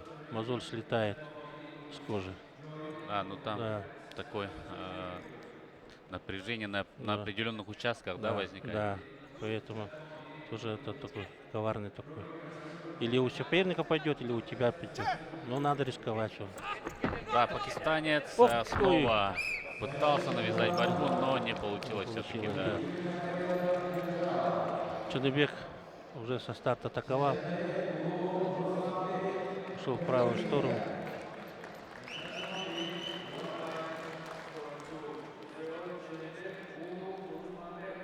Ну, спортсмены, да, это сборная Кыргызстана, это основные соперники. Видно сразу. И физически, и технически очень сильные ребята. Это уже уровень. Да. Это, можно сказать, уровень, да, это у них же, класса. вот мы говорили о том, что у них тоже свой есть похожий вид спорта. Назывался он тактыш. Таяк-тартыш.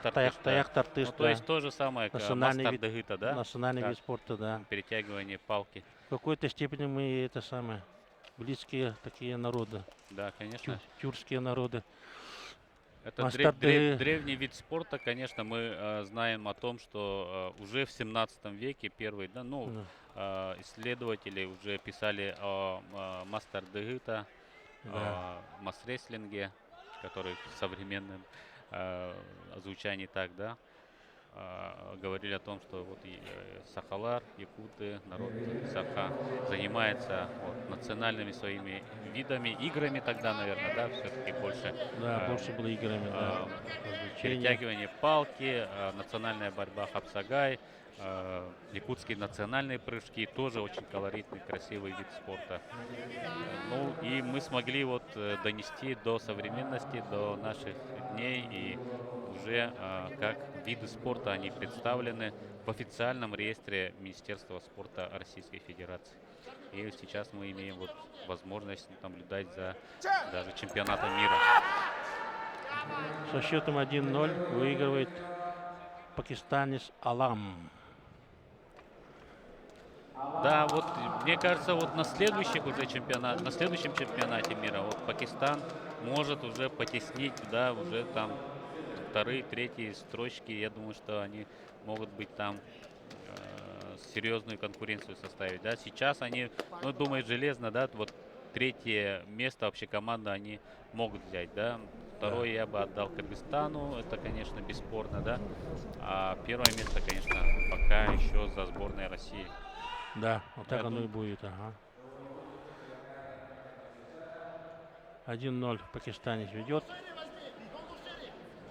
Ну и другие страны, я думаю, подтянутся. И в Европе тоже серьезно занимаются. И мы видели, да, атлетов из Соединенных Штатов Америки. Вот как только откроется у нас, нормализуется ситуация с этими санкциями и так далее, да, по допущению спортсменов к международным стартам, я думаю, что будет у нас гораздо выше конкуренция, конечно.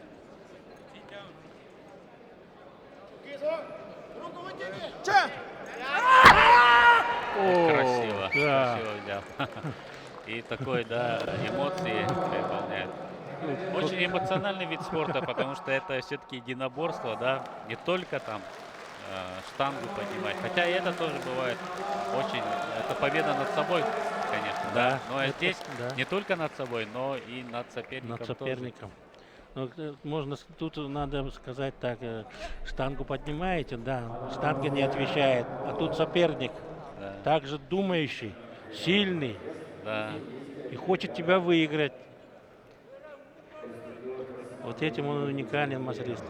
Ну, уникальности очень много, он многогранный, интересный, зрелищный. Очень большое будущее у мастерства.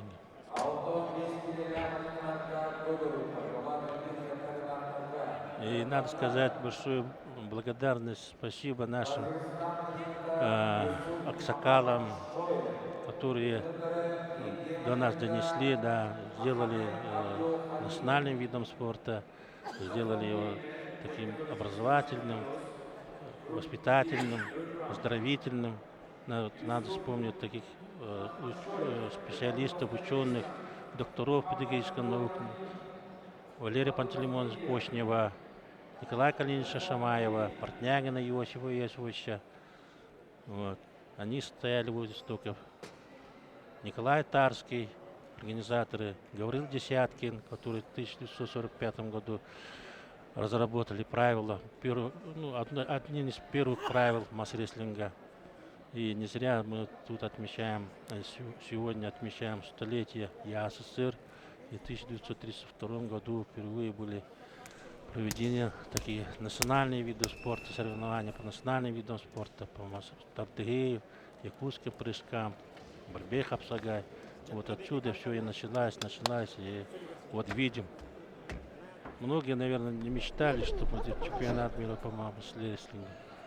А мы вот сидим сейчас и смотрим, радуемся. Да мы тоже 90-е годы.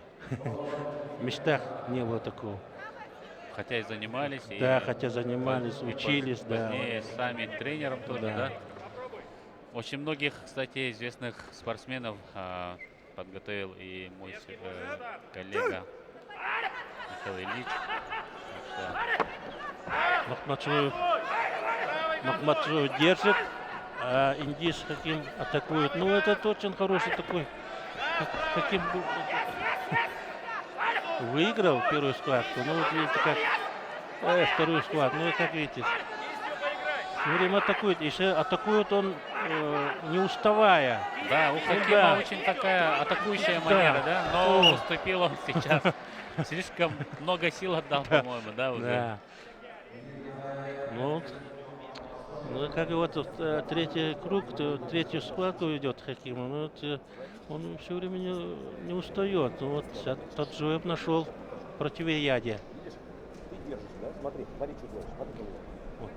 Вот смотрите. Разбалтываешь ее, понимаешь?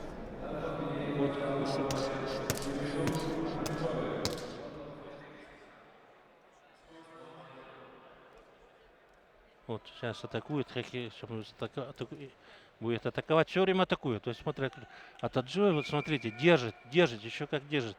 Я думал, сейчас Хаким выиграет, но атакует, все время атакует. Без устали. Но сейчас потом, вот тут неудобно поставил пальцы. Кистью рук неудобно. Таджоев левый уже притянул себе, правой рукой. Вот, ну, все равно. И тут пальцы сейчас сорвутся. У Хакима. Нет, держит. Нет. Таджиев. Ну, у кого пальцы сейчас слабее? У кого? А, опять Таджиев. Молодец. Ну, поздравь. Видишь как. Первый скак, я думал, сейчас индеец выиграет. Это был повтор, да. Я думал, первый индеец все-таки выиграет. Но видите как. Таджиев выдержал.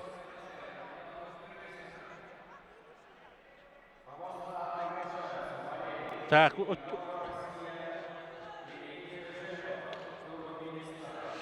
значит, смотрите, сейчас очень хитро поступает индеец, он связывает, тем самым отдыхает. Но это тоже одна из технических таких приемов. Но судья дает возможность этому сделать, хотя это можно было пересечь, но судья дает возможность. Хват поменял. Синий хват поменял. Суди. Да. Синий хват поменял. Так, замечание дают. Сказали, что захват поменяли. Так, идет. Так, ну Таджиев уже держит. Таджиев атакует. Таджиев атакует. Но в этом положении у Хакима должно быть преимущество. Должно быть преимущество. Нет. Где-то около 90 градусов держит. Таджиев встанет. Таджиев устает. Таджиев устает. Вот это стиль Хакима, да. 1-1. 1-1. Если в первом схватке Хаким все время работал, то сейчас немножко, скажем так, выбрал не атакующий, а защитный стиль, тактику и выдержал. А Таджиев, наоборот, загнал себя.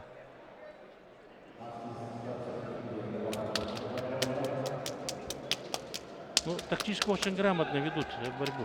Надо отметить, ребят. Да, кстати, вот Да. сейчас снова Тактика, повтор. тактика очень на высоком уровне. Вот смотрите, сейчас не упускает Таджиев, но он это вот взял. И вот тут немножко надо было как-то отдохнуть, что ли, или как. Но он все время хотел взять, но... Красиво вырвал, да, Да. палку сейчас. И вот третий решающий. Интересно будет сейчас посмотреть. У Хакима очень сильные пальцы. Да и Таджиев тоже показал пальцы, но у Хакима предпочтительнее, оказывается. Как показывает второй круг. Но счет 1-1. Сейчас посмотрим. Интересную, очень интересную схватку показывают ребята. Таджикат Сан Махмаджоев. Таджиев, говорю, Махмаджоев. Махмаджоев. Нет. Теперь Хаким атакует. Махмаджоев держит. О! Держит. Да, не дал победу Хаким. А нет, извините, Махмаджоев. да. Махмаджоев и вырывает. А самое интересное, что здесь я увидел, да, тот, кто атаковал, да, кто первым стартовал, проигрывал Да. каждую свою попытку. Вот. Первым атаковал сначала спортсмен из Индии, да, Да. и проиграл. Проиграл. Во второй раз его соперник атаковал и проиграл. А сейчас третий раз тоже. Ну, надо было здесь, наверное, Да. извлекать уроки, да, из первых двух. Ну, сейчас посмотрим Ну, повторим. видимо, защита здесь Вот. лучше Да, была. да. Вот сейчас, смотрите, атаковал спортсмен из Индии, вот, перетягивает Да. на свою сторону и в итоге проигрывает. И 2 раза вот так вот у него вышло. что- Махмаджоев держит и потом вот, уже да, начинает. контратака Да. уже, и- Вот именно, да, контратака и видишь как. Да, у сильного соперника выиграл. И делает заявку, хорошую заявку делает.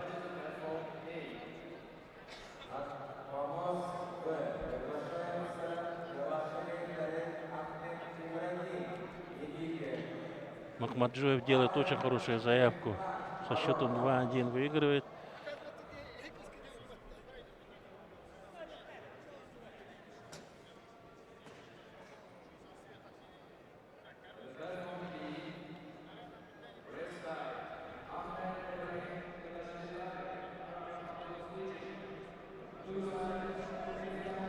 Так, выходит смена. Так, так. До 65, да, килограммов сейчас. Группа У Б. нас продолжается, да. Группа Б. Третий круг. Борьба за бронзовую медаль.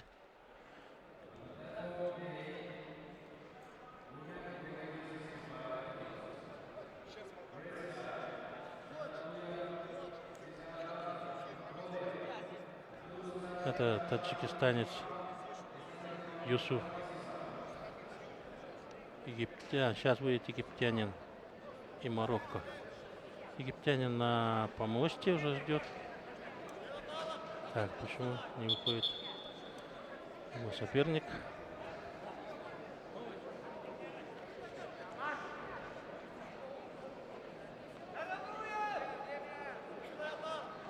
Ждет секунданта. Да, видимо, так. Ждет. У каждого спортсмена должен быть секундант.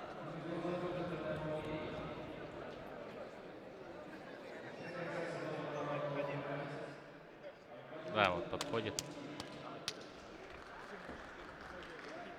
Дальше наставление, настрой и вперед.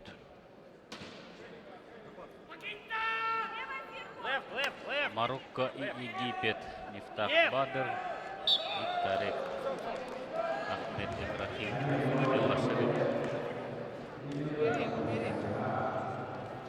Пилаши показывал очень хорошую борьбу, тоже египтянин.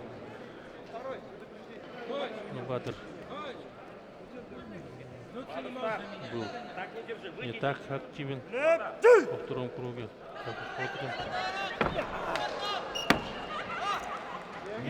Пилаши шансов не дает. 1-0. 1-0. Уже показывает, кто здесь хозяин в этом поединке.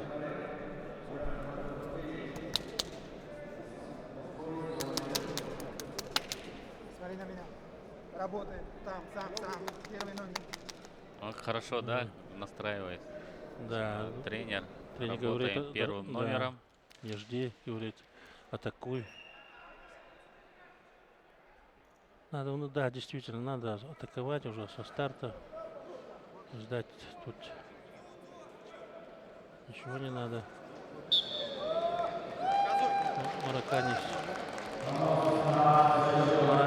Бадр.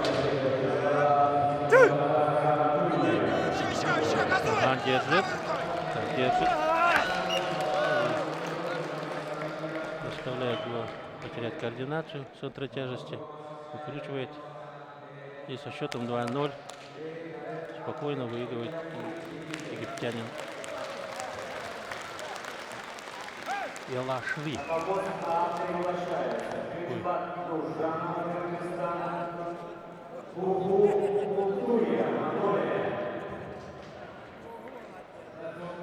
Показывает силу, характер, что он еще в борьбе.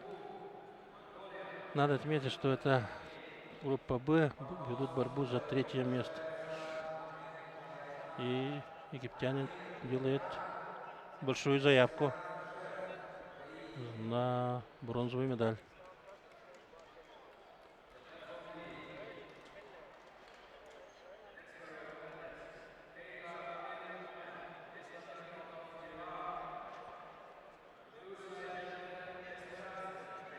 Ждем следующую пару.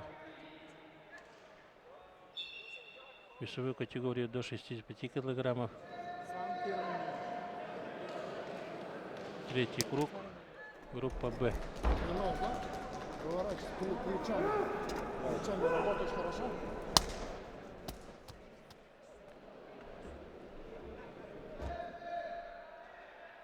Приветствуют участники друг друга. Эсперанс Гаити и Маменкейма. Маменкейм. Амир Сирана.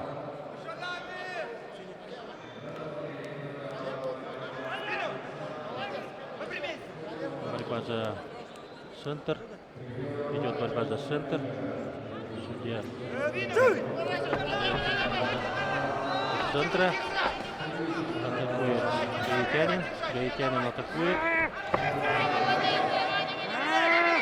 Ранец защищается. Ранец защищается.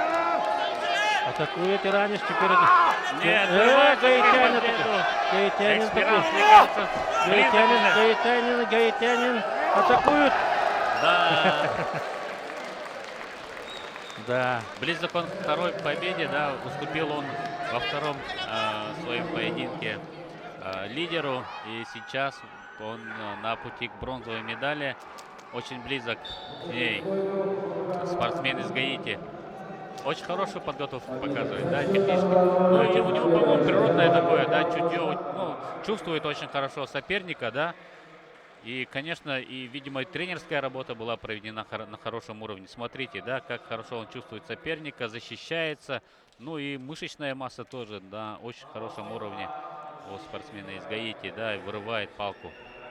Как мы знаем, африканские ребята более такие близко, да, к спорту. По видам спорта они обычно такие и в баскетболе, в единоборстве. И вот в масс-рестлинге показывают очень хорошую борьбу.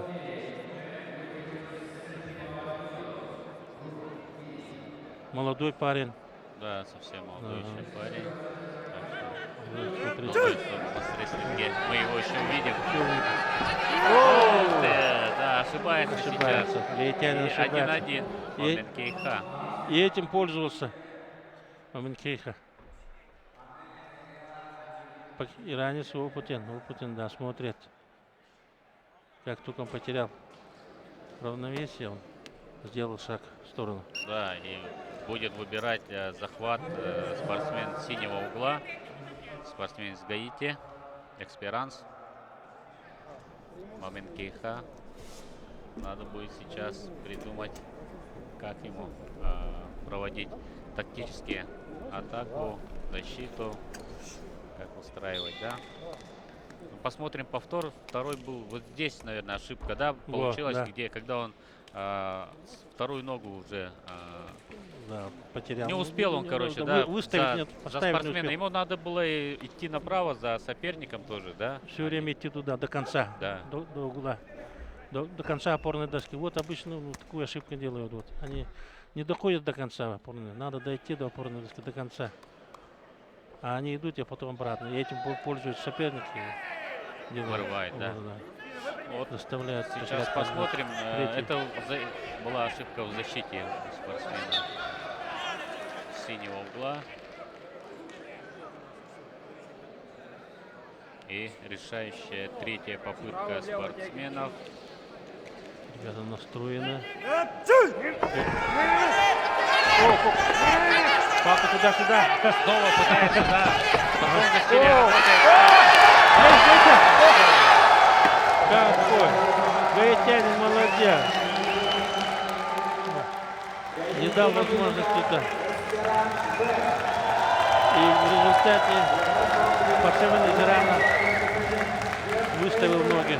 Но момент Хайни, да, в таком же ключе работал, как во втором раунде, да, он пытался уйти в сторону, но в этот раз очень хорошо защищался, понял, да, свою ошибку спортсмен из Гаити, Эксперанс, и в этот раз уже и ушел за ним направо. Сейчас повтор будет очень хорошо видно, как Да.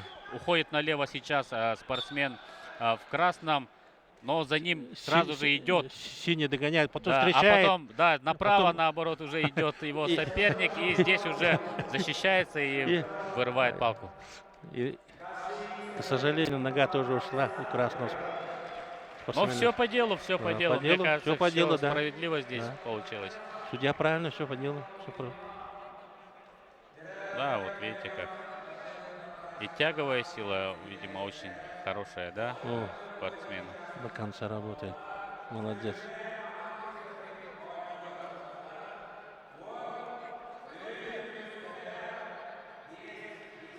И такое приветствие зрителей благодарит поклоном.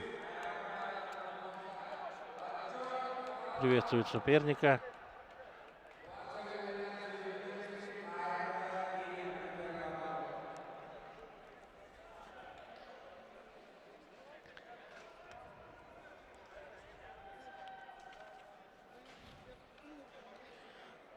Сейчас Да, мы сейчас уходим на небольшую рекламную паузу. Вернемся через несколько минут.